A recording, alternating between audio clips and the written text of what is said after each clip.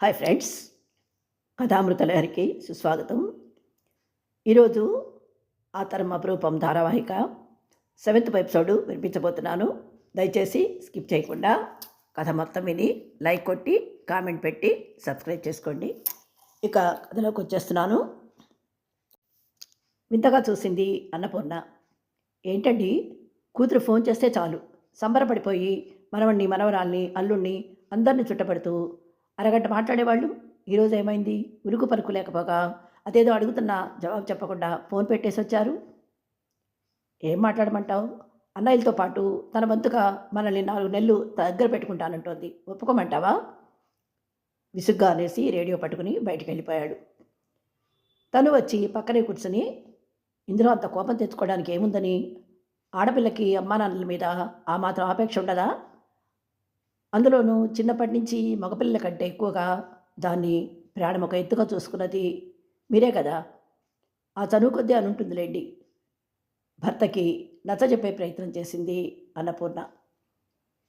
సీతారామరావు ఆ మాటలు విన్నట్లు, సర్లే నీకు ఇష్టమైన పాట వస్తుంది విను అంటూ రేడియో ఆమె చేతిలో పెట్టి వెళ్ళి పడుకున్నాడు. ఏంటో ఈ మధ్య ఈయనకి కోపం ముక్కు మీదనే ఉంటున్నది. విసుగు చిరాకు బాగా ఎక్కువయ్యాయి. ఎదుకొచ్చిన కొడుకులు నెత్తిన పెట్టుకుని చూసుకుంటాం రమ్మంటుంటే సంతోషించకపోగా ఎందుకో తెగ బాధపడిపోతున్నారు. ఆ రాఘవరావు గారి మాటలు బాగా తలకెక్కినట్లున్నాయి.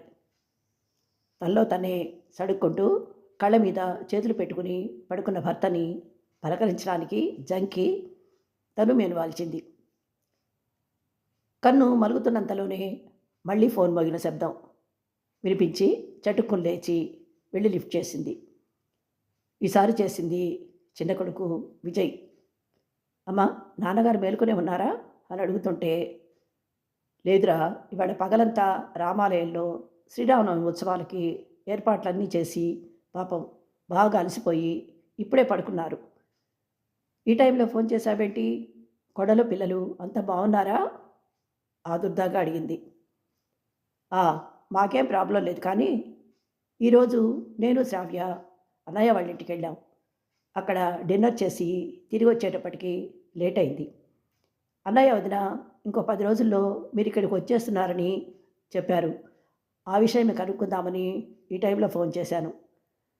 వచ్చేయండి అమ్మా, ముగ్గురం ఇక్కడే ఉన్నాం కదా. మీకు ఎప్పుడు కావాలో ఎక్కడ ఉండాలనిపిస్తే అక్కడ ఉండొచ్చు. నాన్నగారు ఏమన్నా వెలికి పెడతారేమో. నాకు అన్నయ్యకేమో ఆయన ముందు తలెత్తి మాట్లాడాలంటేనే భయం.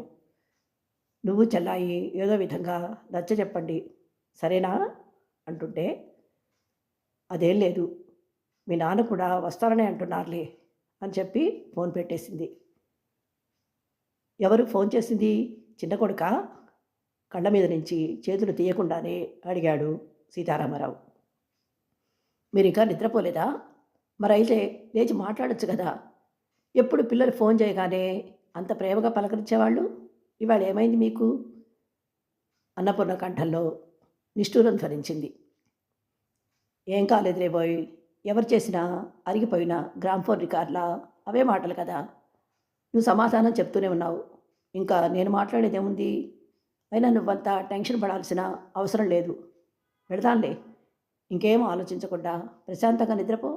చాలా పొద్దుపోయింది, మళ్ళీ తెల్లవారుజామునే లేవాలి బుజ్జగింపుగా అన్నాడు.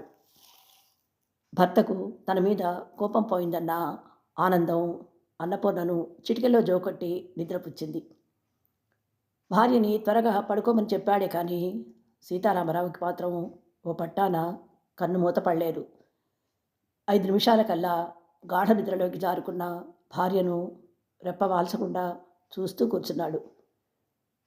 చుట్టూ అలుముకున్న నీరవ నిశ్శబ్దం, ఏకాంతం అతడిలో నిద్రాణమైన భార్యాపిల్లలతో సాగించిన ప్రస్థానం తాలూకు జ్ఞాపకాలను తట్టిలేపాయి. పాపం పిచ్చిపూర్ణ పెళ్ళైనప్పటి నుంచి చూస్తూనే ఉన్నాడు. పగలంతా విసుగు విరామం లేకుండా చాకిరీ చేస్తుంది, కానీ రాత్రి అయితే చాలు, పక్క మీద వాలిందంటే నిద్ర అస్సలు ఆపుకోలేదు. అన్నీ మైమర్పించే హాయైన సుఖనిద్ర ఆమెకి భగవంతుడిచ్చిన వరమేమో. కానీ తనకు మాత్రం చాలని సంపాదనతో ఆర్థికంగా ఎన్నో ఒడిదుడుకుల్ని ఎదుర్కొన్న రోజుల్లో చేదోడు వాదోడుగా నిలిచిన అర్ధాంగే ఓ అపురూపమైన వరం.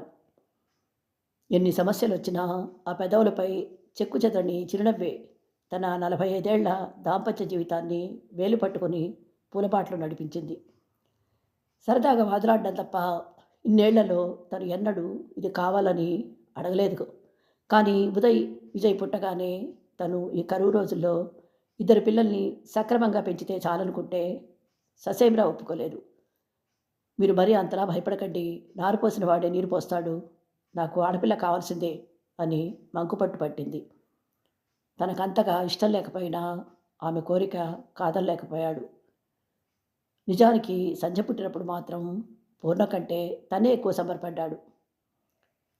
15 ఏళ్ల పాటు వంచిన నడుము ఎత్తకుండా ఇటు పిల్లల్ని అటు ముసలి అత్తమామల్ని చూసుకుంటూ అన్నపూర్ణ పడుతున్న అవస్థ చూసి తను జాలి పడితే చాలీ చాలని జీతంతో కుటుంబ భారాన్ని గానుగెద్దులా ఈడుస్తున్న తనని చూసి ఆమె బాధపడుతుండేది.